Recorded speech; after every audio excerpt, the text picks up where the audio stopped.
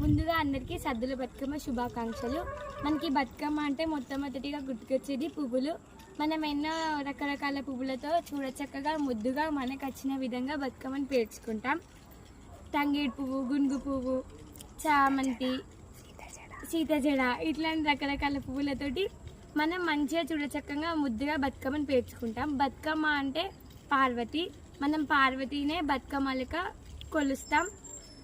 బతుకమ్మ మనమంతా చూడచక్కగా బతుకమ్మ పేర్చుకునేది ఎందుకంటే కొంత సమయం మన ఊరందరితో మన బంధువులతో సమయం గడపడానికి. కానీ మనం అంతా ముద్దుగా పేర్చుకొని మనం ఆడుకున్న మన సమయంలో డీజే పాటలు అలా అలా పెడతారు. అలా పెట్టడం వల్ల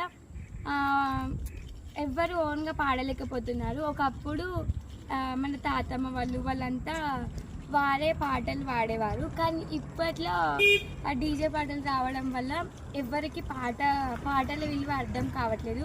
చిన్నపిల్లలకి కూడా అసలు పాటల మీద ఎక్కువ ఆసక్తి లేకుండా పోతుంది.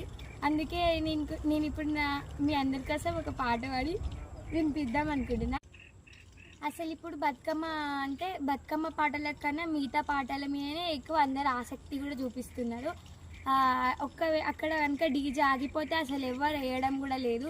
ఒకప్పట్లో అయితే వారే పాడుకొని ఎంతో చూడచక్కగా మంచిగా పద్ధతిగా వేసేవారు.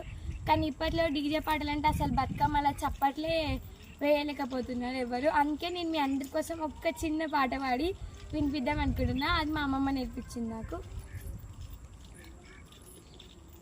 చిత్తూ చిత్తూ చిత్తూల బొమ్మ శివుని ముద్దుల గుమ్మ, బంగారు బొమ్మ దొరికెనమ్మో ఈ వాడలోన. చిత్తూ చిత్తూల బొమ్మ శివుని ముద్దుల గుమ్మ, బంగారు బొమ్మ దొరికెనమ్మో ఈ వాడలోన. రాగి బిందె తీసుకరమని నీళ్ళకు పోతే రాములు ఎదురాయనమ్మో ఈ వాడలోన.